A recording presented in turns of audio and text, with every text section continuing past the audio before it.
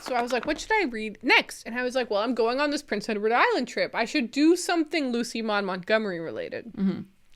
So I found some of her other novels that are like not in the Anne world, but I was like, nah, this trip is about Anne. Like, I think I should stick to Anne or to Lucy Maud Montgomery. What I really, really wanted was her biography as an audiobook. That would have been nice. They haven't made it into an audiobook. It doesn't exist. That sucks. So I was like, I guess I could just read the second book. Like, I know what happens in the first one. I get that I'm currently reading the first book, but I could just also read the second book at the same time. So I started Anne of Avonlea, and I'm like 40% of the way through. I'm like equally through both of these books, which is so funny. Okay, you know what you should do? You should read the rest of the series like that. Read book 3 as a physical one, and then read book 4 on audiobook at the same time. It'll be a little weird because you haven't read book 3 yet, like, but whoa, like, I think you can make it happen. This is really interesting because growing up in Canada, I did feel like, even though I didn't read Anne of Green Gables as a kid, you kind of just know the Anne story. Mm-hmm. Like, there's an animated show that was huge on TV when I was a kid in Ontario. The 1980s show, I'm sure I remember watching it like when I was younger and stuff. And now with Anne with an E, like, I knew what Anne of Green Gables was about. It's a really big story. Mm-hmm. I have no idea what happens in the rest of the series, which I like. I want to just explore it and like go ahead with it. And I think that it's cool that Anne of Green Gables has this huge like importance and relevance, and we don't need to talk about the rest of the series really. Like, it's cool that it's there, but it's not really important to the first book. The first book tells a complete story. That's what I'm trying to say. Yeah. But now I'm like excited to keep going, right? Mm-hmm. And so like I said, I'm like 40% of the way through Anne of Avonlea. I have such interesting mixed opinions on this one. Ooh. I would say, to put it in a nutshell, it's a shadow of the first book. It's so much worse than the first book. Brutal. And like, so before I started reading, before I had started my Anne of Avonlea audiobook, I was starting this one. And there's an introduction by Jack Zipes. I don't know who Jack Zipes is. But I was like, he has an introduction in this book that's like really long, and I was just flipping through it, and I was like, I guess there could be something interesting in here. I don't know. I'm flipping through it, and it's like, I don't know. It's one of those like really spoilery introductions that like you're like a little bit like, I don't want to read this. Yeah. But I caught, like, my eye caught him talking about the sequel, and I'm not seeing it now, so I can't find the exact quote. But he's so mean about the sequels. He's like, those other books shouldn't have even been written. They add absolutely nothing to this story. And I'm like, okay. That can't be completely true. Yeah. Yeah, that can't be the whole story.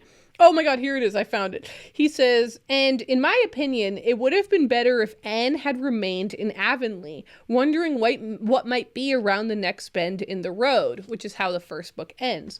The sequels add nothing to our understanding of Anne and undermine the significance of Montgomery's portrayal of a young girl's desperate struggle to survive and make meaning out of her ominous fate, namely her alienation from the world. And I'm like, whoa, that's a little mean there, Jack. To say at the beginning of a copy of Anne of Green Gables. I can't believe they let him write that. Me neither. I think that's so wild. And I am in no way saying that I agree with old Jack there. I don't think that this has no merit. Yeah. I don't think that this is useless or anything. But Anne of Green Gables has such a clear beginning, middle, end. And it has such clear arcs for all of its characters. Mm-hmm. Like, Anne goes through a progression. Marilla goes through Matthew, even Rachel Lynde. Like, all of these characters go through these progressions. And it feels like where we end is so much different from where we started. And, like, Lucy Maud Montgomery had a plan and an idea and a vision. I'm not feeling that with the second book. Like, It just feels like the extended universe.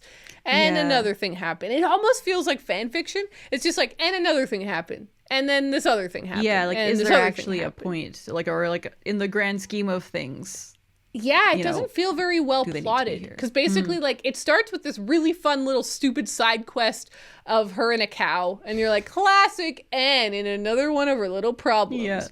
But then it's just another little problem. And another little problem. And another little problem. And you're like, oh, where's the grander idea and push and story? And Yeah.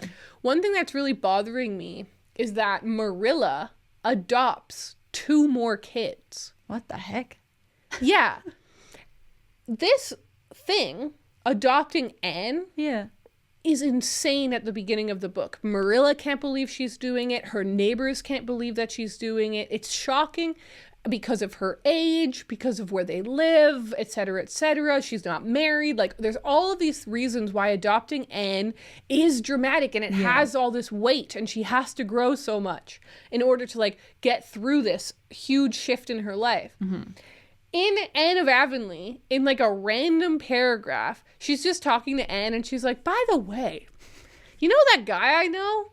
He died. I think I'm going to have to adopt his kids. And Anne's like, oh, cool. I love those kids. And you're like, what? And I literally rewinded. I was like, did I miss something? And I was like, no, I didn't. Like, that just happened. And then it just goes back to talking about Anne teaching. And she's a teacher. And I was like, okay, I guess she's not and then it goes back and Marilla's like, well, brought the kids. And you're like, what? 2 kids, not just 1 kid, 2 kids. And they're 6, unlike Anne, who's like God. 11 when she's adopted. Yeah. And so you would think like this is going to be a huge part of the book. It's just like a dumb side quest on the side. So weird. And I'm like, this doesn't make any sense when this was such a big deal to adopt children. And it felt so unlikely. And like, why would this happen in the first book? Now in the second book, it's just like Lucy Maud Montgomery was like, people liked it when she had to adopt kids. Maybe I'll just do that again, but double. And you're like, huh? What the heck? It's so weird. And the little kid is so annoying. It's this little boy and he's really mean. And I'm like, this doesn't feel like it fits in with Green Gables. And I'm like looking up Anne of Avonlea, I don't like Davy. And it's Reddit post after Reddit post of all these people who are like, I stopped reading that book. I couldn't handle that kid. Ooh. And everyone is like, all of the big Anne fans are the Anne heads. They're all like, I swear to God, skip it. Just go to the next book because the third book is so good. Oh, that's and I'm crazy. so sad that Anne of Avonlea like stops people from continuing with the series because it gets really good. And I'm like, all right. I mean, I'm just here for the ride. Whatever happens is good. And I want to know I love Anne. I want to know what happens to her. So I will read this book. I'm not going to skip it. But it's kind of funny the adventure I'm on here. I'm like, huh? Maud, what are you doing? Yeah, it's funny to go from like a new favorite book you will read over and over again to the next book being like, what even is this? well, no, because if you even worse than that, if you recall, like the second book was the Blue Castle. Oh, true. Which to me was another 5 out of 5 stars. Yeah. I'm like, Lucy Maud Montgomery she can't do anything wrong. Goddess. And now I'm reading the sequel and I'm like, oh, maybe you spoke a little too soon. Spoke a little too soon on that one. But we'll see. Maybe it'll turn around. Maybe it'll shift around. I love the parts with Anne in it. I'm not enjoying the parts with these other kids in them. It feels so random and dodgy and weird. I'm like, what are these children?